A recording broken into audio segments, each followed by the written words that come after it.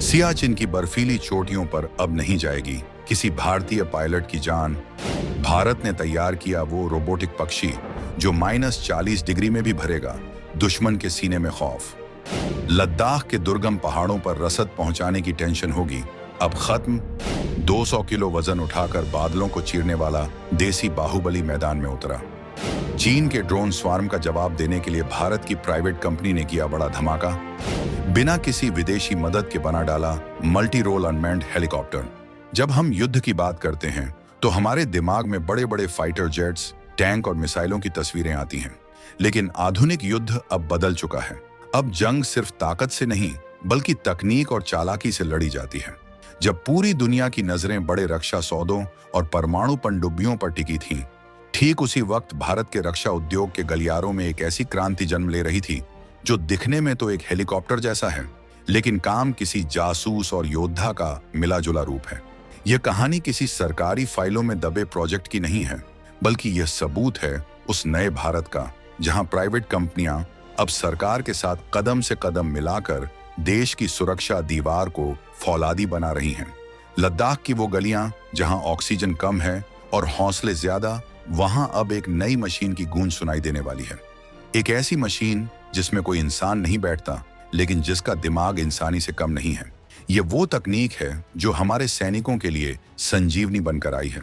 सोचिए, एक ऐसा हेलीकॉप्टर जो बिना थके, बिना रुके, दिन हो या रात, तूफान हो या बर्फबारी, अपना मिशन पूरा करके ही लौटता है। आखिर इस मशीन का नाम क्या है जिसने चीनी सेना के माथे पर चिंता की लकीरें खींच दी हैं?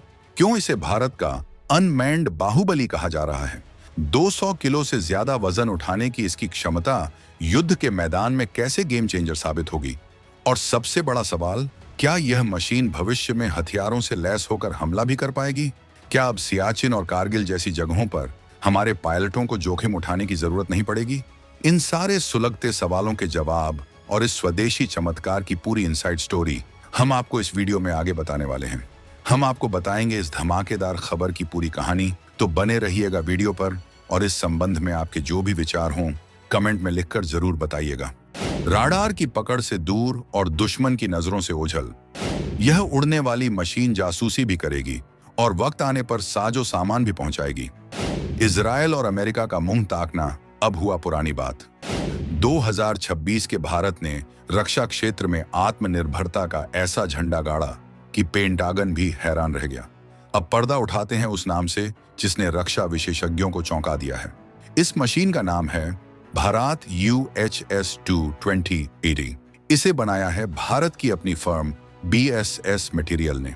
यह कोई साधारण ड्रोन नहीं है जिसे आप शादियों में उड़ते हुए देखते हैं। यह एक मल्टी रोल अनमैन्ड हेलीकॉप्टर है। अनमैन्ड का मतलब है कि इसमें कोई पायलट नहीं बैठता। इसे रिमोट से या पहले से तय किए गए रास्ते पर उड़ाया जा सकता है। और मल्टी रोल का मतलब है कि यह एक साथ कई काम कर सकता है, चाहे वो निगरानी हो, सामान पहुंचाना हो या फिर दुश्मन के इलाके की टोह लेना हो। अब तक हम ऐसे हेलीकॉप्टर्स के लिए इजराइल या अमेरिका पर निर्भर थे, लेकिन BSS मटेरियल ने इसे भारत में ही बनाकर साबित कर दिया है कि हमारे इंजीनियर्स किसी से कम नहीं हैं। यह हेलीकॉप्टर खास तौर पर भारतीय सेना की जरूरतों को ध्यान में रखकर बनाया गया है। हमारे पास दुनिया का सबसे ऊंचा युद्ध क्षेत्र सियाचिन है, हमारे पास लद्दाख है, हमारे पास अरुणाचल के घने जंगल हैं। विदेशी मशीनें अक्सर यहाँ के मौसम में दम तोड़ देती हैं, लेकिन भारत UHS 220 को इसी मिट्टी और इसी हवा के लिए तैयार किया गया है। यह एक रग्ड मशीन है, यानी इसे कैसे भी हालात में इस्तेमाल किया जा सकता है। इसका अनावरण होते ही यह साफ हो गया कि भारतीय प्राइवेट सेक्टर अब DRDO और HAL का सिर्फ सहयोगी नहीं बल्कि एक मजबूत साझेदार बन चुका है। रसद का संकट और लॉजिस्टिक्स का जादूगर। युद्ध में एक पुरानी कहावत है, शौकिया लोग रणनीति की बात करते हैं, लेकिन पेशेवर लोग लॉजिस्टिक्स, रसद की बात करते हैं। अगर आपके सैनिक के पास खाना, दवा और गोलियां समय पर नहीं पहुंची तो दुनिया की सबसे अच्छी बंदूक भी बेकार है। लद्दाख और नॉर्थ ईस्ट के फॉरवर्ड पोस्ट्स पर सामान पहुंचाना सबसे टेढ़ी खीर है। वहां सड़कें नहीं हैं, ट्रक जा नहीं सकते और खच्चरों की भी एक सीमा होती है। ऐसे में सेना को भारी भरकम चीता या ध्रुव हेलीकॉप्टर भेजने पड़ते हैं। ये बहुत महंगा पड़ता है और मौसम खराब होने पर पायलट की जान का खतरा अलग। यहीं पर भारत UHS 220 बाजी मार ले जाता है। इसकी पेलोड क्षमता वजन उठाने की ताकत कमाल की है। रिपोर्ट्स के मुताबिक यह अपनी क्लास में बेहतरीन वजन उठा सकता है। यह फॉरवर्ड पोस्ट पर बैठे सैनिकों के लिए राशन, पानी, गोला बारूद, बर्फ में चलने वाले जूते और जरूरी दवाइयां पहुंचा सकता है, वो भी बिना किसी पायलट की जान को जोखिम में डाले। अगर दुश्मन ने इसे मार भी गिराया तो हमें सिर्फ मशीन का नुकसान होगा, हमारे किसी वीर जवान का नहीं। यह हेलीकॉप्टर उन संकरी घाटियों में भी घुस सकता है जहां बड़े हेलीकॉप्टर के रोटर, पंखे टकराने का डर रहता है। यह सेना के लिए एक फ्लाइंग म्यूल उड़ने वाला खच्चर की तरह काम करेगा, जो बिना थके 24 घंटे सप्लाई लाइन चालू रखेगा। पहाड़ों का तीसरा नेत्र, जासूसी का नया लेवल। सिर्फ सामान ढोना ही इसका काम नहीं है। भारत UHS-220 का सबसे बड़ा हथियार है इसकी आंखें। इस पर लगे हैं अत्याधुनिक सेंसर, डे नाइट कैमरे और थर्मल इमेजिंग सिस्टम। चीन और पाकिस्तान बॉर्डर पर सबसे बड़ी चुनौती है निगरानी। कोहरा, धुंध और बर्फबारी में दुश्मन की घुसपैठ का पता लगाना मुश्किल होता है। सैनिक हर वक्त हर चोटी पर नहीं बैठ सकते। ये अनमैन्ड हेलीकॉप्टर हवा में एक जगह स्थिर होकर घंटों तक दुश्मन की हरकत पर नजर रख सकता है। फिक्स्ड विंग ड्रोन, हवाई जहाज जैसे ड्रोन को उड़ते रहना पड़ता है, वो एक जगह रुक नहीं सकते। लेकिन हेलीकॉप्टर होने की वजह से UHS-220 किसी पेड़ के पीछे या पहाड़ की आड़ में छिपकर हवा में एक जगह रुककर दुश्मन के बंकर्स की हाई डेफिनेशन वीडियो फुटेज भेज सकता है। इसे कहते हैं टैक्टिकल सर्विलांस। कमांडर अपने टेंट में बैठकर टैबलेट पर देख सकेगा कि पहाड़ के उस पार चीनी सैनिक क्या खिचड़ी पका रहे हैं। यह रियल टाइम जानकारी ही जीत और हार का फैसला करती है। अगर कोई घुसपैठिया LAC पार करने की कोशिश करेगा तो इससे पहले कि वो हमारे सैनिकों की नजर में आए, यह हेलीकॉप्टर उसका पूरा कच्चा चिट्ठा हेडक्वार्टर भेज चुका होगा। युद्ध के अलावा भी इस मशीन का एक बहुत बड़ा मानवीय पहलू है। हिमालय में अक्सर हिमस्खलन या भूस्खलन की घटनाएं होती रहती हैं। हमारे गश्ती दल कई बार बर्फ में फंस जाते हैं। ऐसे समय में जब मौसम इतना खराब होता है कि रेस्क्यू हेलीकॉप्टर उड़ान नहीं भर सकते, तब भारत UHS-220 किसी फरिश्ते से कम नहीं होगा। यह उन दुर्गम इलाकों में जाकर फंसे हुए जवानों की लोकेशन ट्रेस कर सकता है।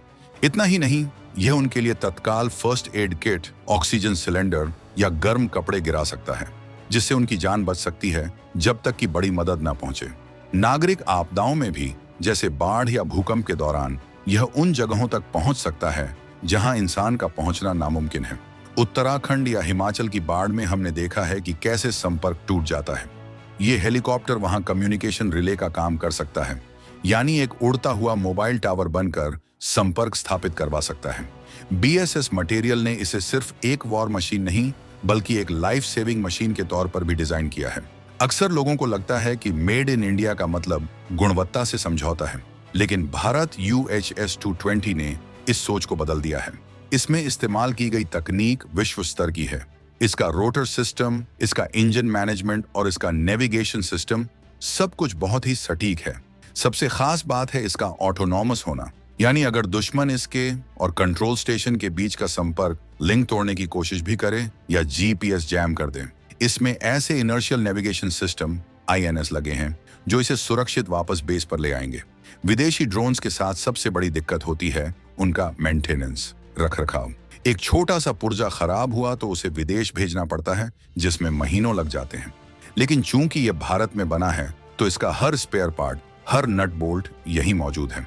सेना को अब रिपेयरिंग के लिए किसी विदेशी कंपनी के नखरे नहीं उठाने पड़ेंगे। यह ऑपरेशनल रेडीनेस को 100% रखता है। साथ ही यह विदेशी हेलीकॉप्टर्स के मुकाबले बहुत सस्ता है। एक अपाचे या चिनूक को उड़ाने का प्रति घंटा खर्च लाखों में आता है, जबकि इसका खर्च उसके मुकाबले कुछ भी नहीं है। यह भारतीय करदाताओं के पैसे की भारी बचत है। अब जरा सीमा पार की स्थिति देखते हैं। चीन ड्रोन तकनीक में बहुत आगे है, इसमें कोई शक नहीं। वो अपनी सीमा पर लगातार रोटरी विंग ड्रोन्स तैनात कर रहा है। पाकिस्तान भी चीन से खैरात में मिले ड्रोन्स का इस्तेमाल करके पंजाब और जम्मू में हथियार गिराने की कोशिश करता है। भारत के पास इस लो लेवल खतरे का कोई ठोस जवाब नहीं था। हम बड़े प्रीडेटर ड्रोन तो ले रहे थे, लेकिन इस तरह के टैक्टिकल हेलीकॉप्टर ड्रोन की कमी खल रही थी। भारत UHS-220 ने उस खाली जगह गैप को भर दिया है। अब हमारे पास भी चीन जैसा, बल्कि उससे बेहतर विकल्प मौजूद है। चीन के ड्रोन अक्सर कम ऊंचाई पर उड़ते हैं, लेकिन भारत का यह हेलीकॉप्टर हाई एल्टीट्यूड के लिए ट्यून किया गया है। 15,000 से 18,000 फीट की ऊंचाई पर जहां हवा बहुत पतली होती है, वहां उड़ना बच्चों का खेल नहीं है। वहां इंजन को ऑक्सीजन नहीं मिलती। बीएसएस मटेरियल के इंजीनियरों ने इसके इंजन को खास तौर पर इसी चुनौती के लिए डिजाइन किया है। ये क्षमता चीन के कई ड्रोन्स में नहीं है। भारत ने चीन को बता दिया है कि अगर तुम डाल डाल हो तो हम पात पात हैं। अब ड्रोन वॉरफेयर में भारत सिर्फ बचाव नहीं करेगा, बल्कि बराबरी से मुकाबला करेगा। अभी तक आधिकारिक तौर पर इसे सर्विलांस और लॉजिस्टिक्स के लिए बताया गया है, लेकिन रक्षा विशेषज्ञ जानते हैं कि यह सिर्फ शुरुआत है। मल्टी रोल शब्द में ही भविष्य का इशारा छिपा है। जिस हेलीकॉप्टर में 200 किलो राशन ले जाने की ताकत है, उसमें भविष्य में 2 या 4 हल्की मिसाइलें या रॉकेट पॉड्स लगाने में कितनी देर लगेगी। यह एक ऐसा प्लेटफॉर्म है जिसे जरूरत के हिसाब से मॉडिफाई किया जा सकता है। कल्पना कीजिए कि एक पहाड़ी के पीछे छिपे दुश्मन के बंकर को उड़ाना है। वहां सैनिक भेजना खतरनाक है, फाइटर जेट वहां सटीक निशाना नहीं लगा सकता। ऐसे में यह अनमैन्ड हेलीकॉप्टर चुपचाप ऊपर जाएगा, अपनी लेजर गाइडेड मिसाइल दागेगा और वापस आ जाएगा। इसे हंटर किलर भूमिका कहते हैं। बीएसएस मटेरियल का यह प्लेटफॉर्म भविष्य में स्वार्म टेक्नोलॉजी का हिस्सा भी बन सकता है, जहां ऐसे दर्जनों हेलीकॉप्टर एक साथ मिलकर दुश्मन के एयर डिफेंस को कंफ्यूज कर देंगे। भारत की यह तैयारी बता रही है कि हम 2030 के युद्ध के लिए आज ही तैयार हो रहे हैं। यह लॉन्च सिर्फ एक मशीन का नहीं, बल्कि एक मानसिकता का लॉन्च है। कुछ साल पहले तक भारतीय सेना की हर छोटी बड़ी जरूरत के लिए टेंडर निकलते थे और विदेशी कंपनियां बोली लगाती थीं। लेकिन आज बीएसएस मटेरियल जैसी भारतीय कंपनियां सामने आ रही हैं। यह मोदी सरकार की iDEX, innovations for defence excellence और मेक इन इंडिया पहल का असर है। सरकार ने प्राइवेट प्लेयर्स को जो छूट और प्रोत्साहन दिया, उसका नतीजा अब सामने आ रहा है। जब देश का पैसा देश में रहता है तो अर्थव्यवस्था मजबूत होती है। इस हेलीकॉप्टर के बनने से सैकड़ों इंजीनियरों को रोजगार मिला है। कई छोटी कंपनियों को काम मिला है जो इसके पार्ट्स बनाती हैं। ये एक पूरा इकोसिस्टम तैयार हो रहा है। कल तक हम दुनिया के सबसे बड़े हथियार आयातक थे, लेकिन भारत UHS 220 जैसी मशीनें हमें निर्यातक बनने की राह पर ले जा रही हैं। वियतनाम, फिलीपींस और आर्मेनिया जैसे देश, जिन्हें सस्ते और टिकाऊ हथियारों की जरूरत है, वे भविष्य में भारत से यह हेलीकॉप्टर खरीद सकते हैं। यह भारत की सॉफ्ट पावर और हार्ड पावर दोनों को बढ़ाएगा